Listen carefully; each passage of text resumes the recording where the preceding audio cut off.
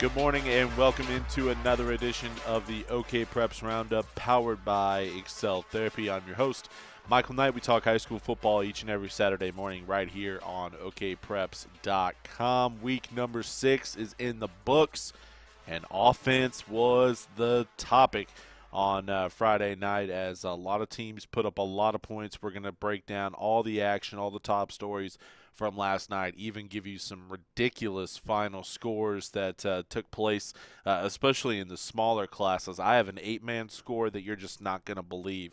But we'll get into that here in this first segment. Another jam-packed show as we have each and every single week coming up here in hour number 1. We're going to talk for the second straight week with Muskogee head coach Rafe Watkins after they had another huge win last night. We'll talk about that here in this first segment. Also catching up with Brent Barnes, the head coach at Norman North, as well as Bishop McGuinness head coach Justin Jones here in this first hour. We also have several coaches coming up in hour number 2, and then, of course, we will end the show with our Week 7 Game of the Week preview, and I am so fired up for this matchup. You cannot even begin to believe the amount of hype that we've been talking about with this game.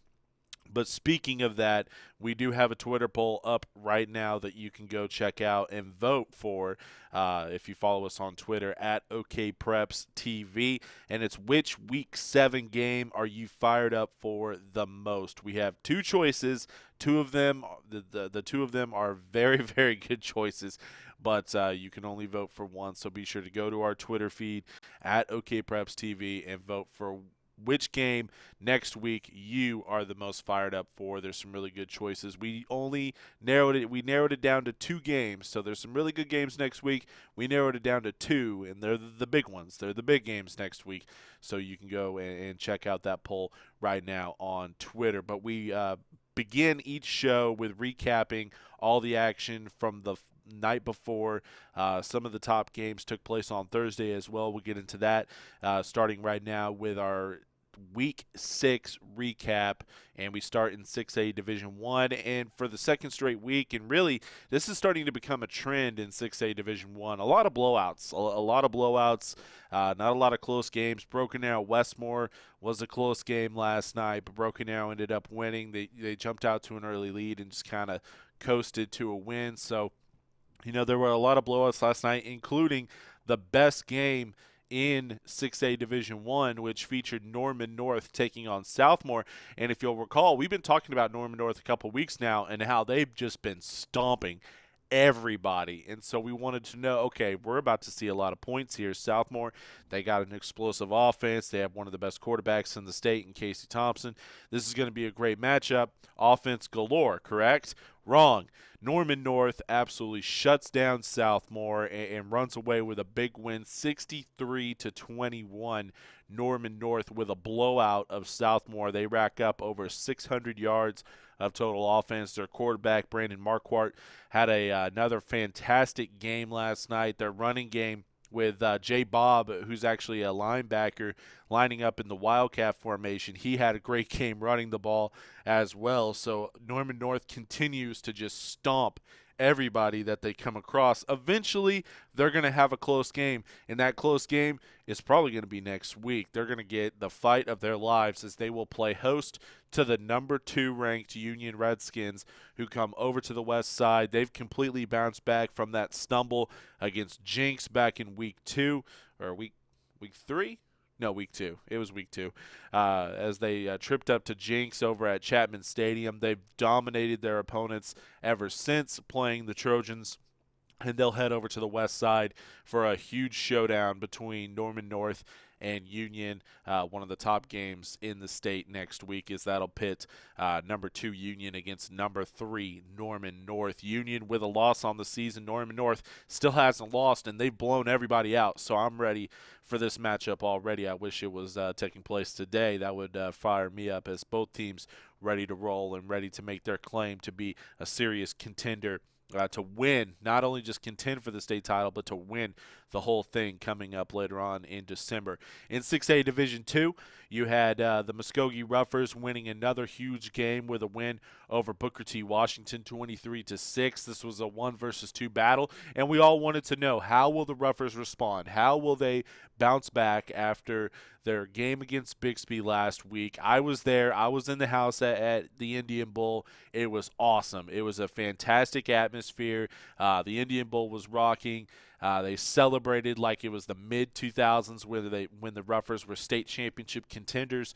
And I'm thinking to myself, this is a great win. You knock off number 1 Bixby. You beat the 2-time defending state champions. You remain undefeated. This is great. Celebrate your win, Roughers. But at the same time, you guys got Booker T. Washington next week. You got to go on the road to a hostile environment, S.E. Williams Stadium, never an easy place to win, and you have to take on the Hornets, who are as, if not more, athletic than Muskogee. I watched a lot of this game, as most of you guys did, on OKPREPS.com. It was our game of the week, and the Roughers just absolutely dominated the line of scrimmage. We're going to talk with Rafe Watkins about that, about their defensive line, just making it so uncomfortable for Booker T's quarterback all night long. The Roughers, no hangover whatsoever, as they dominated Booker T from the start, jumped out to an early lead, 17-0 they led at halftime, and then they roll to an easy win. And now the rest of the way, look, they got the 2 biggest hurdles out of the way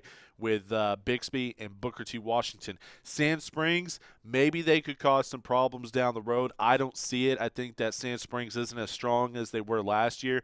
I think that Muskogee rolls to a perfect regular season, and it goes into the playoffs as the favorite, the new favorite now, to win the 6A Division II state championship. Over on the west side, we had a bit of a stunner as Choctaw, who had lost 3 consecutive games. They had started out district play with a couple of losses, and you're thinking, man, Choctaw, they're already out of the playoff picture. Not so fast, as they knock off on the road, mind you, a big road win for Choctaw as they stun Midwest City 14-7. Huge win for the Yellow Jackets, and I wrote about it earlier this week on OKPREPS.com. The West Side District in 6A Division II. What's going to happen in that district? Because things are absolutely nuts. You thought that Midwest City pretty much had a stranglehold on the district. They were going to be able to take care of business the rest of the way, win the district title. That's up in the air now. You have Lawton. They've bounced back from a slow non-district start. They've been very competitive over the last couple weeks. They got another win last night. You have a Putnam City West team that's looking really good. Choctaw now, despite their 2 district losses, they're back in the mix.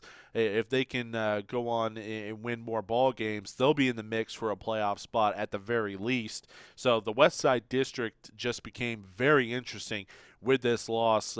Choctaw knocking off Midwest City on the road 14-7. Huge win for Todd Dilbeck, the head coach of the Yellow Jackets in this Choctaw program. In Class 5A, it was a busy night. It was a busy night, and we start actually on Thursday as the top game in Class 5A took place on Thursday. Bishop McGuinness playing host to Carl Albert. 2 versus 4 as number 2 Carl Albert traveled to Oklahoma City to take on number 4 Bishop McGuinness. The Irish house the Titans 38-10. The Irish now in the driver's seat for the district. I wrote about it again on OK Preps earlier this week. It was really difficult to look at this matchup and say, you know what, the winner of this game, they still have work to do. I don't think so. I think that the winner of this game is without a doubt in the driver's seat to win the district title and will go on to become the district champion. I think even though we still have 4 weeks left in the regular season, which still, that's crazy to me that we only have 4 weeks left in the regular season. I think that Bishop McGuinness just punched their ticket to not 1, but 2 home playoff games, as I believe that they wrapped up the district championship on Thursday with a win over Carl Albert. They still have work to do. They still have games to win, but I think that the worst is behind them as far as their schedule, as they've won 5 straight now after their stunning Week 1 loss to Del City. Although that Del City team, is looking stronger and stronger as they pushed the defending champion Lawton MacArthur Highlanders to the limit last night in another big game in Class 5A. Lawton Mac number 1 in 5A. They will remain at the top spot after a 24-21 overtime victory over Del City as the Highlanders walk off with a game-winning field goal. Del City, maybe they send it to double overtime if they had a strong kicking game, but their kicking game woes hurt the Eagles in the end, and they fall to Lawton Mac 24-21 in a close one. And we stay in that District 5A1, which last night was awesome in that district. If you're just a fan of football, as you had Lawton Mac in a close one with Del City, then you also had Ardmore in a close one with the defending champion Altus Bulldogs, as Ardmore knocking off Altus 13-7. They knock off the defending champs, and the Ardmore rushing attack was just a little bit better than that Altus rushing attack as Ardmore moves on and beats the Bulldogs 13-7, and they're starting to roll now after that loss to Carl Albert back in September. They're looking really strong, and now they, start setting their sights on a future showdown with Lawton MacArthur. They also have to play Del City as well. So Ardmore looking really good after a win over Altus 13-7. And then over on the east side, we had a game that, look, you wanted to know how Claremore would be. Their schedule up to this point hadn't been the hardest. It hadn't been the most difficult for Claremore to navigate through and get wins. Their only loss to a team out of Arkansas. And you're wondering, how will the Zebras play against one of the best teams in Class 5A, that being Bishop Kelly, ranked number 5 in Class 5A. Their only trip up was on the road against Bishop McGuinness in a huge rivalry game that went to overtime. They lost 14-7, and Claremore absolutely stuns the Zebras and get a huge win, 21-7. You were able to watch that game in its entirety on OKPREPS.com last night as Claremore with a stunning victory over Bishop Kelly. And now Claremore at 3-0 in the district. They still have showdowns with Collinsville in the future, as well as a Pryor team, even Tahlequah in the mix, as well as Tahlequah knocked off Pryor last night. So that District 5A4, very interesting, very going to be fun to watch to see how it shakes out, how the playoff seeds are decided in that district. But Claremore, they're now in the driver's seat. They're the only team undefeated in district play after stunning Bishop Kelly at home 21-7. They jumped out to a 21-0 lead and then just kind of coast along to get the win, hold off a Comets rally, and they improved to, I believe, 5-1 on the season after knocking off Bishop Kelly. Their first 2 district wins were over Hale and over Memorial. So a huge win for the Zebras over the Comets, who will take a dip now in the 5A rankings. In Class 4A, only one really big game last night, and that took place down out in western Oklahoma, with Clinton doubling up Cash 42-21. Cash now drops their second game. They were ranked as high as number 5 in Class 4A. They will take a drop out of the top 10 rankings now after this loss to Clinton, as Clinton has been rolling ever since their loss to Heritage Hall. They put up a lot of points last week, and they double up Cash now 42-21. In Class 3A, you had Anadarko traveling to Oklahoma City to face John Marshall, and John Marshall had their second game in about 3 or 4 weeks against a 3A top 10 team, and they absolutely shelf this one as well. They blew out Sulphur a few weeks ago. They blow out Anadarko 42-24, as this game was not as close as that final score indicates, as John Marshall dominated this from the start. Anadarko got a couple second-half touchdowns to make it respectable, but the Bears dominate another 3A top 10 team as they continue their march to a potential state championship. Over here on the east side, we had an absolute shootout. I mentioned all the points scored last night, and most of them were in the Lincoln Christian-Inola game, as Lincoln Christian wins 75-59 was the final in this one. Another game that you were able to watch on OKPREPS.com, as Lincoln Christian and Inola both combined for over 1,500 yards total between the two teams. Inola by themselves had over 500 yards rushing, and you knew that there were going to be points in this one between these two teams because both of them have really, really solid offenses. You didn't think 75 to 59 as both those offenses absolutely go off last night in Inola. Great game to watch. If you're a fan of offense, you're a fan of defense, you might want to go to the Choctaw Midwest City game. That one featured a lot of defense. Bishop Kelly Claremore, that featured a lot of defense as well. Go to those games to watch if you're a fan of defense. As Lincoln Christian and Inola, not so much, as they combined for 63 points in the first quarter alone. I didn't have enough time to do the research. I'm curious how many games last night total had a combined 63 points in the game as well, but only, I shouldn't say only, 63 points combined between the two teams in the first quarter. Unbelievable shootout between Lincoln Christian and Inola, as Reed Martin, the running back for Lincoln, has another great game in the win. Jay Baker, the quarterback for Inola, had a great game in the loss as well. In Class 2A, you had a big showdown between Adair and Wyandotte. Wyandotte had jumped out to a 5-0 start, and you're thinking, man, how serious is this team? We're going to find out as they take on Adair. Adair blows them out. 56-14 was the final in this one, and the reason that this is so impressive is Wyandotte defensively. Look, their schedule not as tough as some of the others in Class 2A, but they had only given up 13 points total coming into this week. They had played 5 games, only gave up 13 points. They gave up 56 in a matter of 48 minutes going up against Adair, as the Warriors blow out Wyandotte 56-14, as Adair will remain without a doubt the number 1 team in Class 2A. And in Class A, you had Cashion winning a rivalry thriller with Crescent 16-13. Cashion remains in the hunt for a district championship despite being without their star quarterback Matt Harmon. In some notable 8-man scores, you had Arcoma facing off with Watts. That was a battle between two ranked teams. Arcoma winning in a shootout 46-40. Also, a bit of a surprise here as the number 1 team in Class B goes down in a shutout as Wetumpka shuts out Davenport 16-0. And I saved the best for last. Last bit of news here with our top stories, and that comes from Class C, where Timberlake scored 52 points, and most weeks that's enough to get you a win unless you're going up against Sharon Mutual, and then you lose by 46 points. Yes, you heard me right. You scored 52 and still lost by 46. Sharon Mutual, 2 points shy of the century mark. They put up 98 points in a win over Timberlake. 98-52 was the final in that one. Sharon Mutual, one of the top-ranked teams in Class C, and you saw why last night as 2 points shy of the century mark. So what happened? You couldn't get to 100? What was going on there?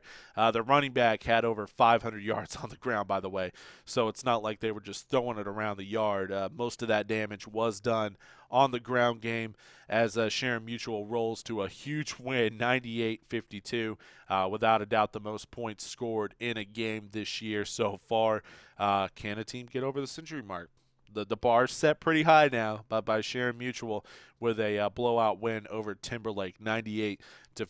Again, the final in that one. That does it for our top stories. When we come back, we're going to open up the phone lines and start talking with coaches all across the state of Oklahoma.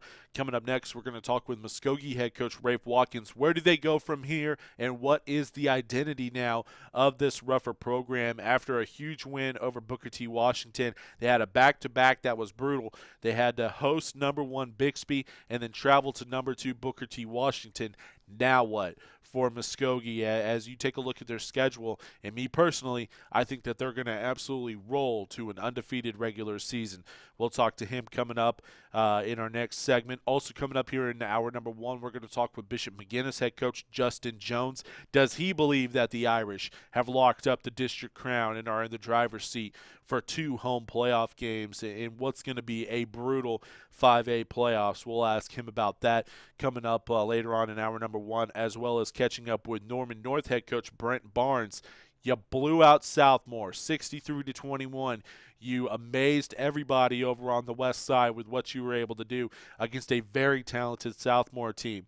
Now you have to put that in the past completely, as you have a huge test coming up next week as number 2 Union travels to the west side to take on number 3 Norman North. Also coming up in hour number 2, we're going to talk a little 5A1 football to start hour number 2 with Lawton MacArthur head coach Brent Manning, followed up by Ardmore head coach Josh Newby. Both Lawton Mac and Ardmore got huge wins last night. We'll talk with those coaches about that, and also we'll talk with Adair head coach Mark Lippe and Cashion head coach Lynn Shackelford, and then we'll wrap up the program taking a look at next week, and we'll preview not only our game of the week, but the runner-up, the game number 2, or you could say 1A and 1B, as far as the top matchups in the state next week. And we will unveil who is our OKPREPS Network game of the week. But right now, you can vote.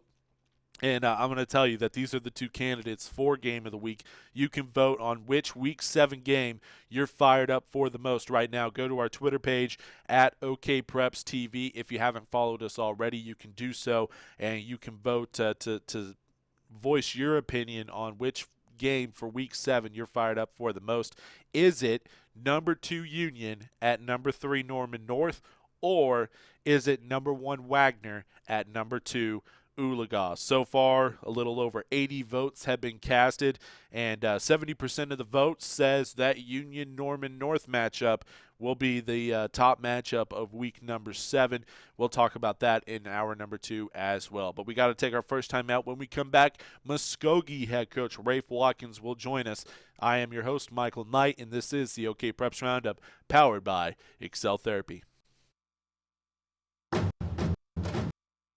Your injury recovery goals plus Excel Therapy's expertise are your winning game plan. At Excel, our number 1 goal is to get you back to peak performance as quickly as possible. Alpha Awards and Engraving is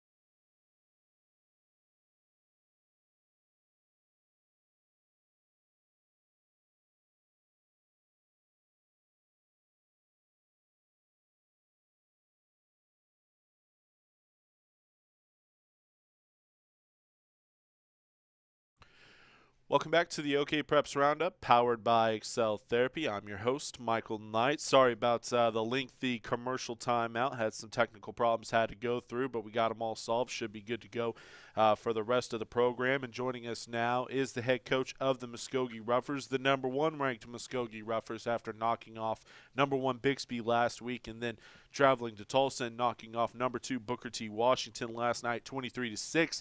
Rafe Watkins joins the program now. Coach, how are you doing this morning? I'm doing good. How are you today? I'm doing well, thank you, and congratulations on the big win on the road, 23-6. Coming into this week, practice-wise, I know we talked about it last Saturday about how facing a team like Booker T. Washington the week after you face a Bixby team might be the best thing for this Muskogee team, so you don't have a hangover effect, so to speak. How was this week at practice leading up to the big 1-versus-2 clash with Booker T. on the road? Well, mentally it was outstanding. You know, our kids were really focused and stuff. I don't think we had quite as good a Tuesday and Wednesday practice, which is our full pad physical practice. We were still a little sore from the game with Bixby, but it was the main thing was getting the mental reps, and we were ready for that part of it. I thought last night that we just played outstanding defensively with all their speed. You know, it's just two totally different type of teams. You got the big old physical Bixby team, and then you have the smaller but so fast in all their positions last night, Booker T team. So it was just a total. I was really glad of how my kids were able to adapt to both situations of playing more of a power team and then playing a speed team. You know, and we had this game on OKPREPS.com last night, Coach, and it seemed like every time I would switch back to that game and see how it was going and Booker T was on offense, your defensive line was absolutely tearing through the Booker T offensive line. Up front, I know you were impressed with your line of scrimmage on the offensive end and defensive end last week. How impressed were you with the line of scrimmage this week, especially on that defensive side of the ball? They really got after the Booker T. Washington quarterback.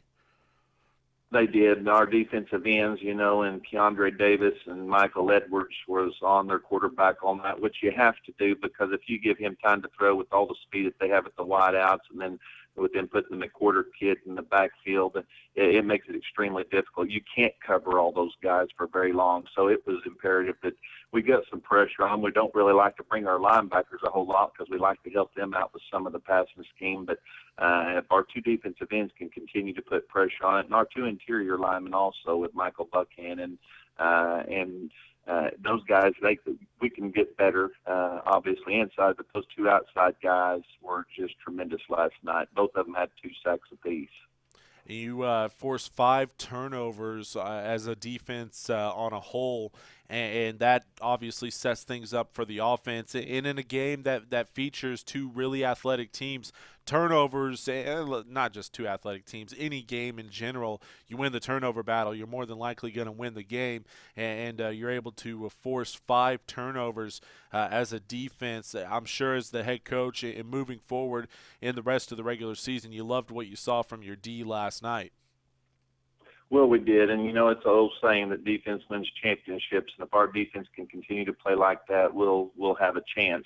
He was talking about the turnovers, and as of right now, you know, and knock on wood, our opponents have 24 turnovers to our 4, so we got a +20 ratio. And if you get those type of numbers, you better be undefeated or at least win a bunch of ball games because I can only think of one other time we had 2017 over there that was really good at Guthrie, and we ended up around +25 for the season. Right now at +20, that's just amazing through the games. And again, I can't. A lot to be said about our backs and quarterbacks and not turning the ball over, but the defense creating that many is just, you know, it's created a lot of scoring opportunities for us. Coach, you have Sand Springs next week as you return back to the Indian Bowl. And when you take a look at the schedule, and I know that you won't dive into this too much, but as a guy on the outside looking in, this is your last real challenge before the playoffs. You take the week off the following week, and then you finish the season at Sapulpa and then home against Ponca City. I think that if you take care of business next week, you'll lock up a perfect regular season, take care of business the rest of the way, and then head into the playoffs as the district champion. How big is this Sand Springs game, and how do you keep this momentum going over the last couple of weeks going into next week against the Sandites? Well, again, we've got an outstanding football team. I don't know. They'll probably come in, depending on where they drop Booker T, they'll come in ranked fourth, fifth, somewhere in that area. They beat us the last couple of years. They're a very, very physical coach. Kennard and his staff, they're very physical on defense. They've got maybe as good a tailback as in our conference. He's really a good running back, little short wrestler that's got great balance and speed. So they're going to have a big challenge for us. But always knowing with Sand Springs, you're going to have a very physical ball game. And, we got to be careful right now. We've got to practice tomorrow. We've moved everything up a day, so we'll practice tomorrow afternoon at 3. And we're pretty sore after these last 2 ball games and knowing that we've got the big physical ball game with Sand Springs coming up. So we're just going to take it as well as we can and get the things that we like to do. We like to hit some during the week. I feel like that makes us a more physical team, but we'll have to be very controlled due to the fact that we're pretty sore right now. Yeah, definitely not easy after playing the last 2 games against Bixby and Booker T and then having a short week to face Sand Springs on Thursday. Coach, thanks so much for your time this morning. Congratulations on another huge win and looking forward to catching up with you down the line. All right, thank you. We appreciate it. That's Muskogee head coach Rafe Watkins joining us here on the OKPREPS Roundup powered by Excel Therapy. We're going to take another time out. Not going to be as long as the last one, but we will be back here momentarily, and we're going to be talking with Bishop McGuinness head coach Justin Jones, and we'll wrap up hour number 1 talking with Norman North head coach Brent Barnes. So stay tuned to OKPREPS.com or our YouTube channel or Facebook Live as well. We're broadcasting on all 3 of those platforms, but stay with us. This is the OKPREPS Roundup powered by Excel Therapy. We'll be right back after this.